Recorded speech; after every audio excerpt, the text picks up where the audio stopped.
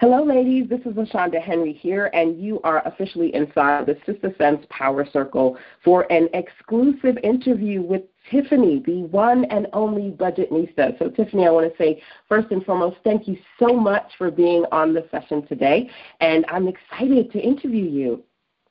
Hi, LaShanda. Thank you for having me. I'm excited to be here.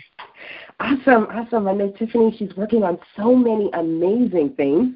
So, of course, it is always a pleasure when you've got Power Circle experts ready, willing, and excited to kind of drop what they're doing and come and talk to you guys and share their wealth of information with you. Now, today's message is all about helping you feel fierce, focused, and financially fit.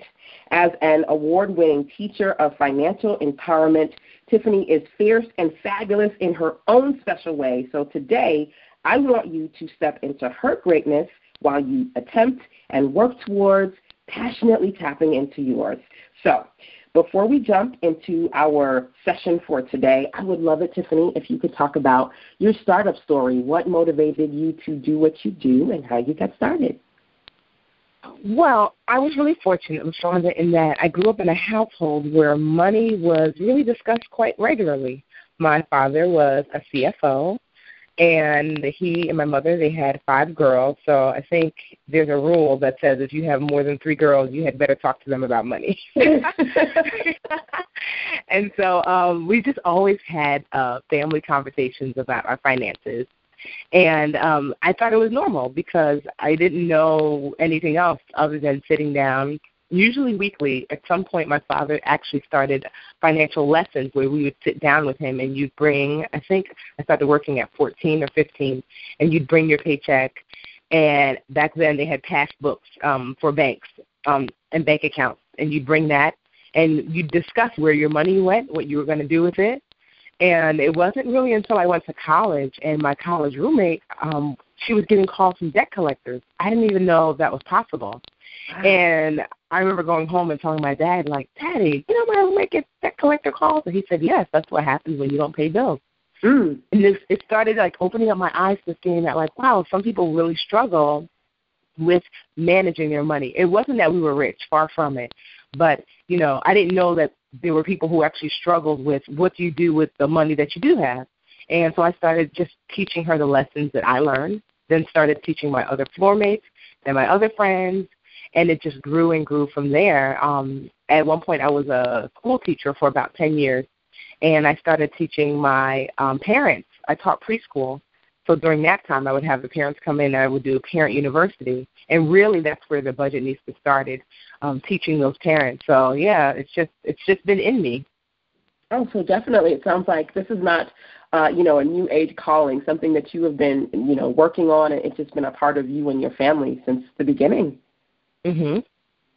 Now, I'm curious because, you always talk about this, your motto, living richer. So I kind of want you to dive into that motto and how it has, over time, turned into a movement, the Live Richer movement. Well, I realized fairly quickly that money really is not the end goal, or it should not be the end goal. Most of us want money for a specific thing. And so I realized that, even for me, when I teach people to master their money, I realized that I was really helping them to create a better life. So to live richer means to purposefully and passionately pursue your ideal life and to use money as a tool, as one of the tools to do so. So the whole movement really is about what is it that you want. Do you want to travel more? Do you want to get that house? Do you want to start your own business? What is the end goal? And then usually money is the thing that people say, this is why I can't do it, because of money. So I thought, well, if I can take away that kind of roadblock, then you can live a richer life. You can live that ideal life. So really that's what the movement is about. It's about defining and designing your life and using money as one of the tools to get there. And I think that's interesting because I often hear people say, well, I need more money. So you're saying that's not really what you need. It's kind of digging deeper and finding out what exactly you really want. This money is a tool to get that real answer. Exactly. Because a lot of times I find that people will tell me what they want, and it doesn't either cost any money at all or it costs way less than they think. So I ask this question all the time, and I'll ask it of you. if you had Oprah's bank account, meaning money was not an obstacle, and you could do whatever it is that you wanted, and you know you'd be wealthy for the rest of your life, what would that thing be?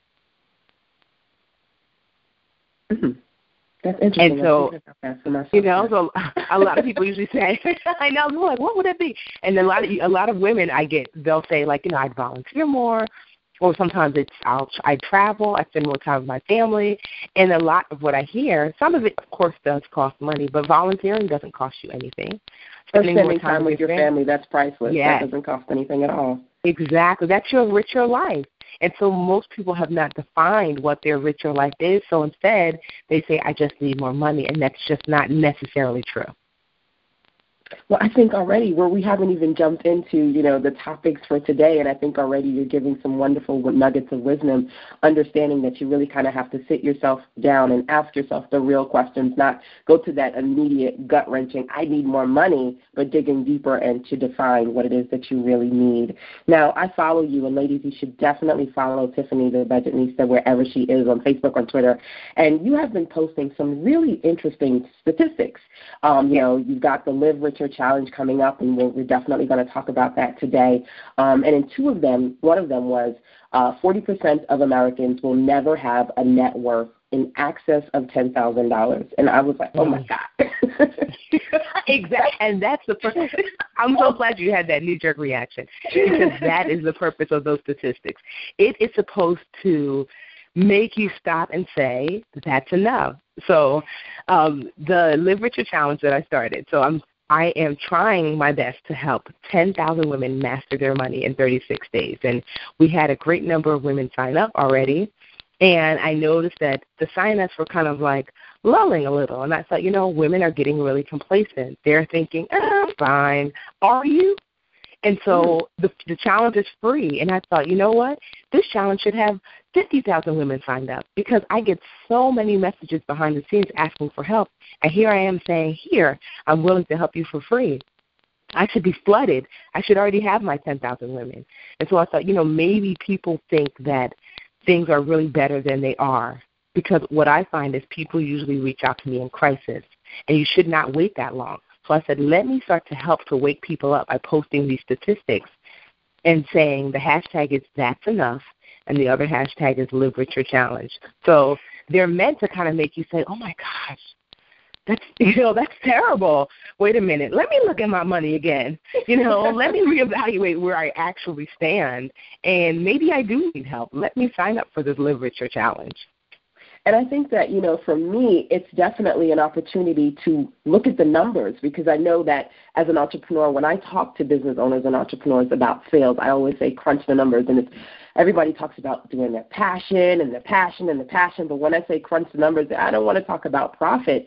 But for women, that's something that we've got to do, whether we want to be financially fit or we want to excel in our sales, because you even have another statistics, and you say 60% of African-American women, the women that I know from my particular target market is a huge community, 60% of African-American women have little to no money left to save for retirement after paying their bills. And it's like, do we know these numbers? This is huge. Exactly. That is huge.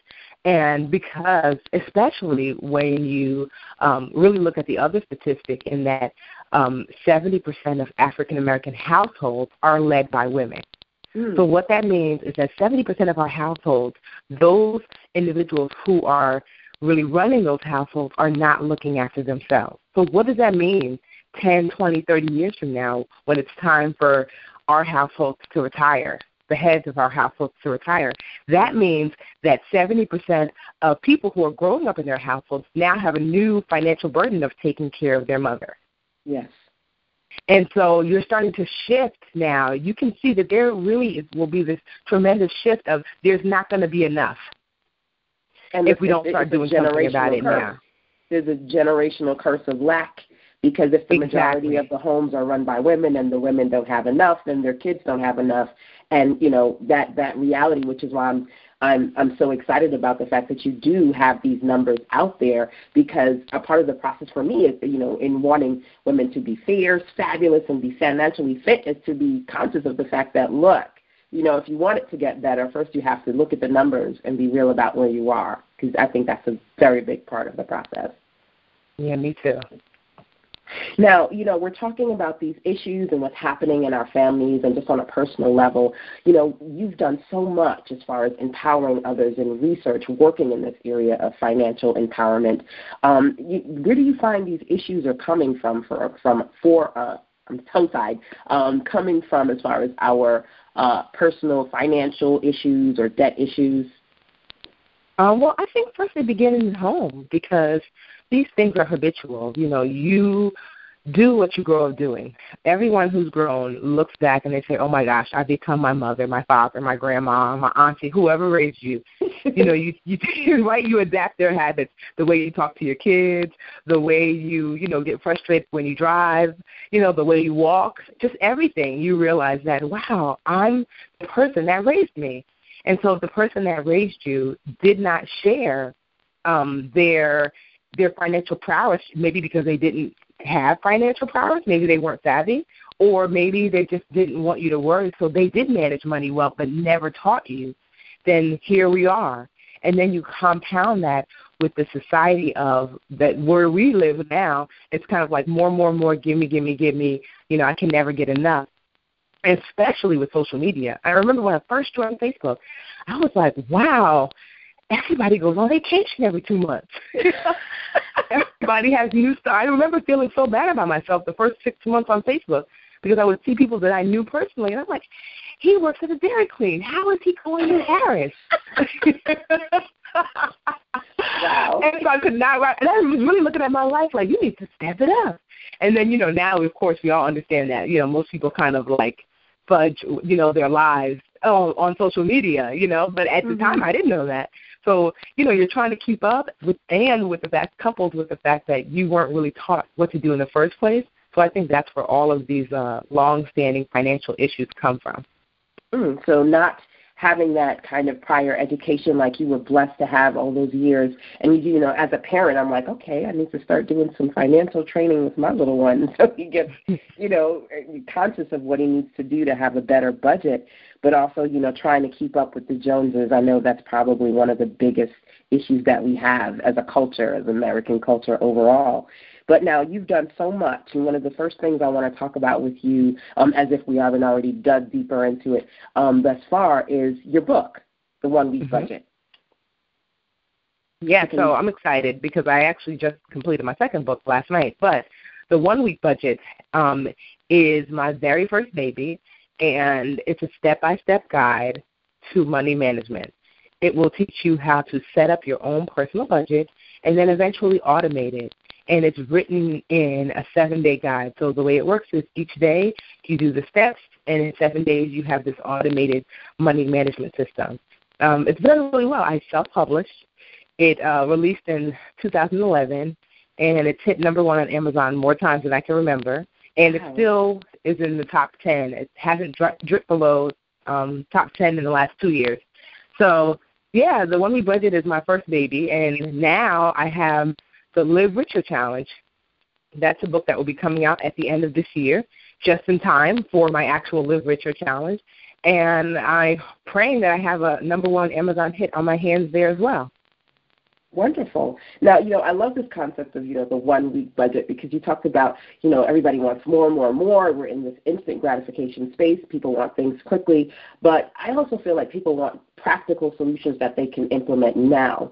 So, thinking about what as a financial expert and pulling from the 1 week budget, are there any things that you would recommend people do, especially with the new year, as far as how you get started to fix the problem and work on becoming more financially fit? Well, really how you get started is first you want to start working on your money mindset, the way you think about money, because I can give you $1 million, but you can be broke next year. The vast majority of the people that win those mega millions are actually poorer within a year. Can you imagine winning $10 million and actually having negative $10 million the next year?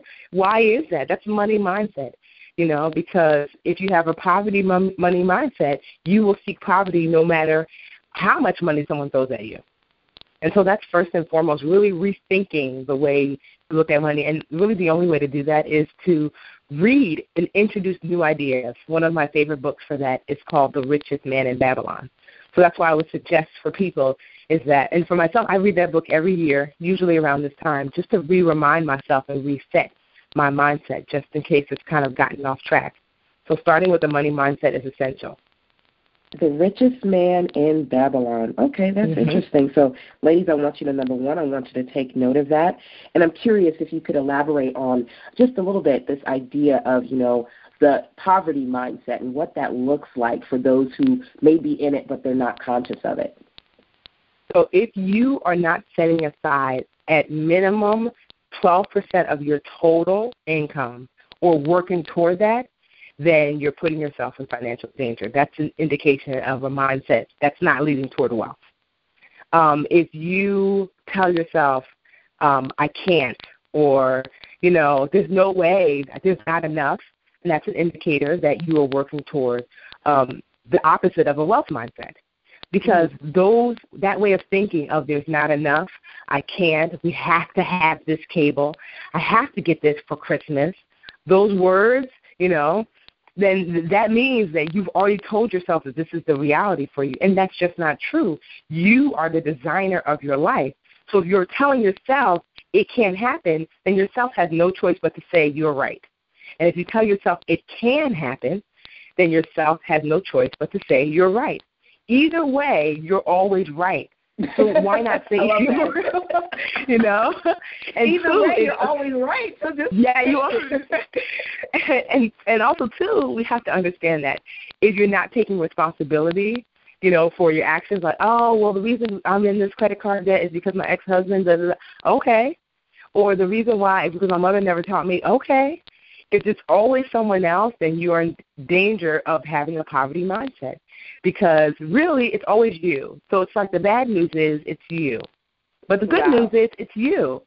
And the reason why that's good news is because if it's you, you can change it. If it's someone else, then that means you are at the mercy of someone else. And that's not true. Right. That's a powerless life. So it's really things like that. It's really your thoughts about yourself, your thoughts about how much power you have in your life, and your thoughts about your ability to do and have more. And if you're always in this lack and I can't and there's not enough mindset, then you are just like, you're going to loop that thinking right into your actions, and your actions are going to produce exactly what you say. So I love that. So this idea of, as we're talking about being fierce, fabulous, and financially fit, you've got to claim that power for yourself and realize that in some ways you may be subconsciously relinquishing it. So claiming it and realizing that you are in control of how you see money and how you spend the money that you have. Yes, definitely. And so it's hard at first because you're like, how can I say I have money and I literally have zero in my bank account? But it's just like, as a kid, just think about how powerful you were when you were a kid. I mean, a kid can have no dolls, no nothing, and take 2 sticks and pretend that each one of them is a Barbie and play all day and have the time of their lives. Right. Like, you still have that power because to that child, they have Barbies now, and they're having a good time, and it's a genuine good time. So it's like, where do we lose that creative power? Because life has beat you down. Someone told you that that's not true. Someone came along and said, these are not Barbies, these are sticks. That's not true. If you want those sticks to be Barbies, then they are, and eventually they'll be real Barbies. So you have to tell yourself that I am wealthy. Money is here. Money is here. I'm always telling myself that. Like, when I first started my business, yes, I'm doing well now, but honestly, I had $100 left in my bank account, and I had nothing. And I could have gone back to a regular job. I have my master's. I could have gone back to teaching. But something in me said no. And I just kept hearing this voice say, you have everything you need to succeed. Because I'd be like, oh, man, this is not working. This is not working. But I just kept hearing that voice. You have everything you need to succeed. So I had to lay out everything in my mind mentally like, okay, this voice is saying it's here. I don't see it because all I see is $100, like total, And then I started thinking, okay, I don't necessarily have money, but I do have a lot of friends. So let me start asking them and telling them what I'm doing.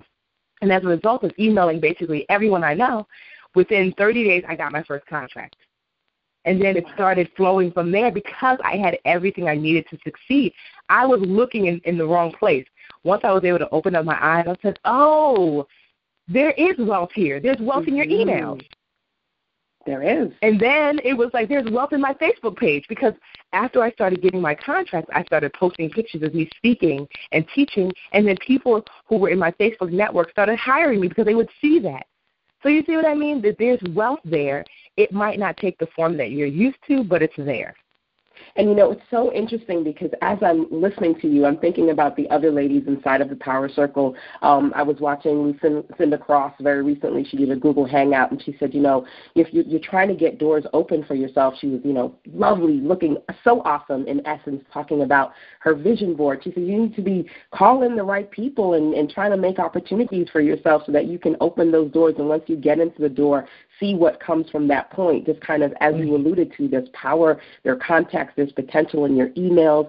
I think about Carol Sankar, another amazing lady in the circle, and she said, I consider myself to be cash poor and asset rich. I've got, so much money in stocks and investing, and I know what to do to take what I have and build wealth from that. And it's kind of like, looking at what you've got, finding value in that, and not just kind of limiting yourself to what's in your bank account or what's, in your hand, but finding the value in what you do and what you have, whether it be in your expertise or in your contacts, to kind of build more. So I definitely love that, because I feel like these are solutions that if the ladies are listening and you've got your ears wide open and ready to be fierce and fabulous, you can implement that today. You listen and you get excited and you go, oh, who can I contact? Who can I reach out to tap into that for myself? So I love that. That's amazing.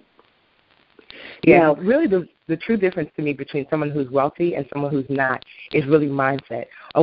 Someone who does not have wealth sees an acorn, and that's all they see. They're like, oh, man, the seed, just the acorn. I'm never going to have no more acorns. I only have one.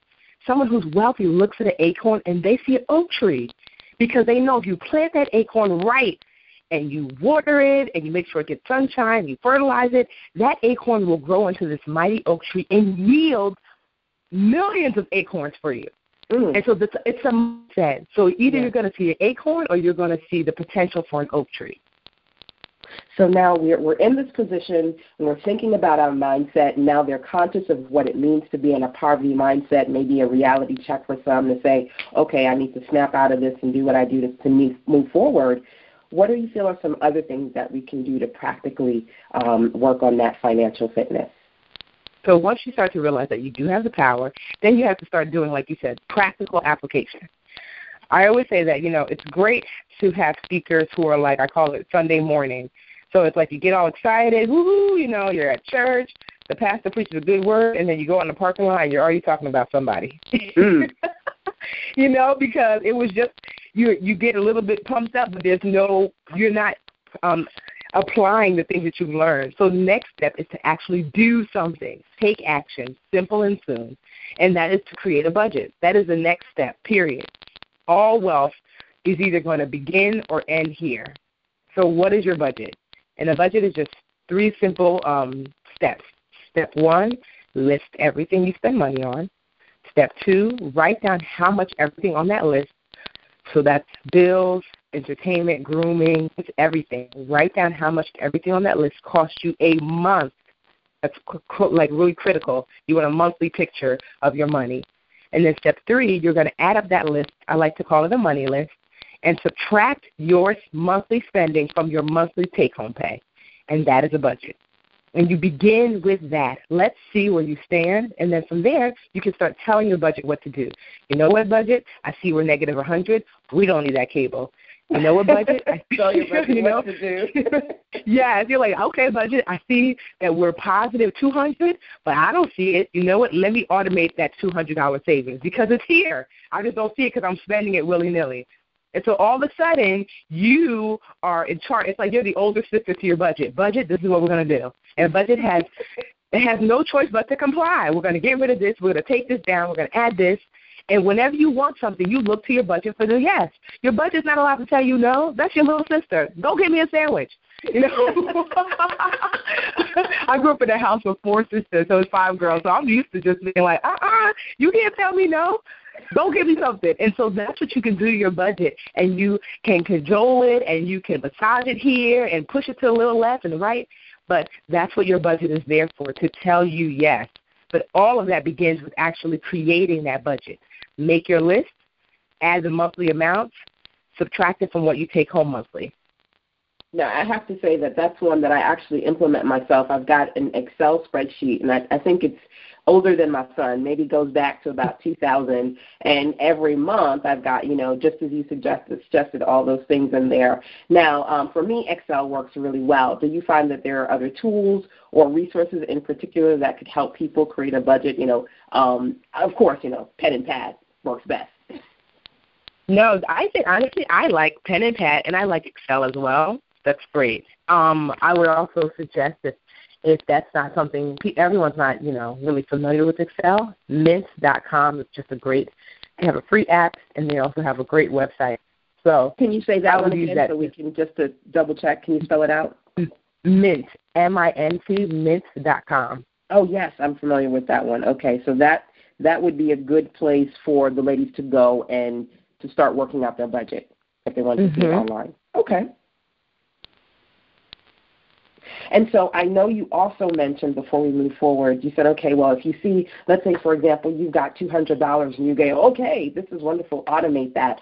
Could you talk about that a little bit more as far as what do you do with that extra when you see that you got it, other than go and get a new car come tax time? So automation is the new discipline. So if you find that you have extra money, here are your three options. You're going to save, pay down debt, or invest. Those are the three.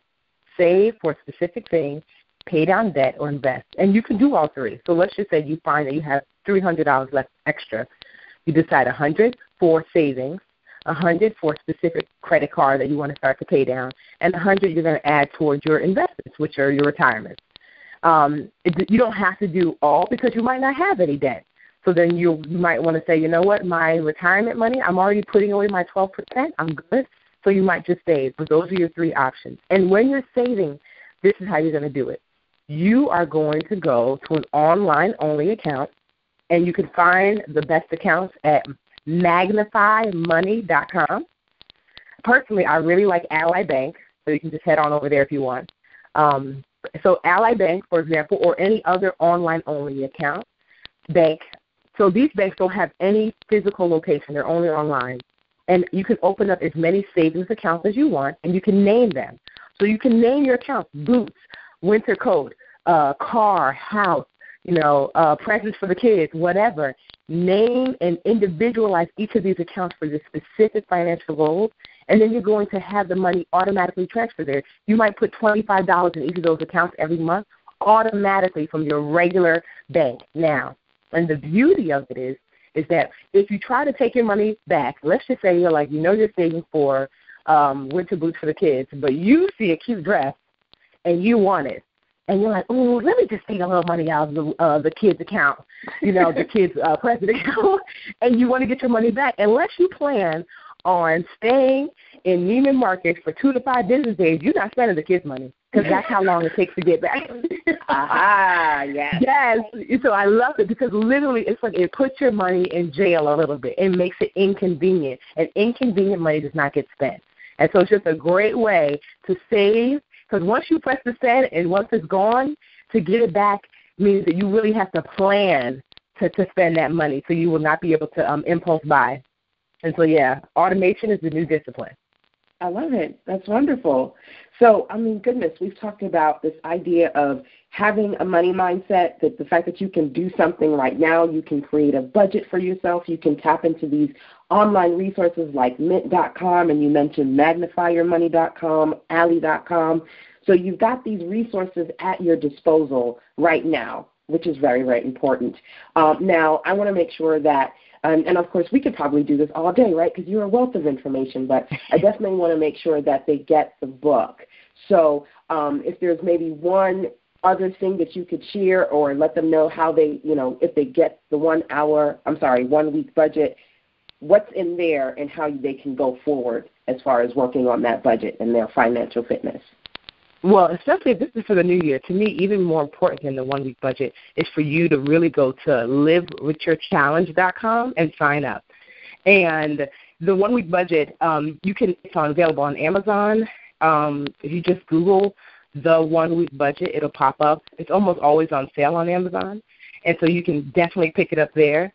But if you're looking to really, 2015, if you're telling yourself no more financial excuses, I want to do better, really the Live Richer Challenge is really going to be the thing that's really going to take you to the next level. And I said that's free, and there's a book associated with that as well. So I really encourage everyone to head over to livericherchallenge.com and sign up and master your money with me in 36 days. That's awesome, ladies. I know that I've signed up, and I hope that you all run, jump, leap, fly over to livericherchallenge.com so that you can be a part of the process as well and help to educate yourself, get motivated, and stay on top of your finances. Now, you guys know that today we're all about being fierce, fabulous, focused, fired up, all that great stuff. Tiffany, can you share one recommendation as far as what ladies can do to continue on that process for themselves? Is to start now. Okay. One of the things I think, especially with women that hold us back, is that like, oh, it's not convenient. What about the kids and my husband and my boyfriend and my girlfriend or whatever? And so you don't start and you tell yourself it's going to take too long. Just know this, 5 years is going to pass anyway. So you can either in 5 years have finished school, have started that business, or whatever it is in your heart to do, or in 5 years you could be the exact same person that you are now. So start now because the time is going to pass anyway. Why not have it pass living a purposeful, passionate life? Why not have it pass living richer? I love that. So start now, ladies. You want to take this opportunity to carve out an hour for yourself, 2 hours for yourself, and do some of the things that, Tiffany has shared and we talked about today. I definitely know that, once you have that momentum, it's a good thing because you blink and it's like, oh, my goodness, the year is over and we're starting all over again.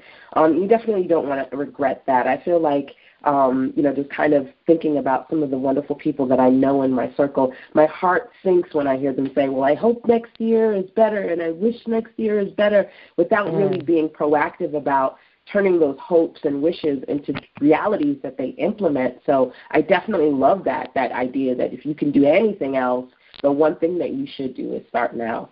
So thank you. Thank you for that. So Tiffany, I know that I have taken up your time, and I appreciate you for staying with us today. We know you've got the book coming up, the Live Richer Challenge.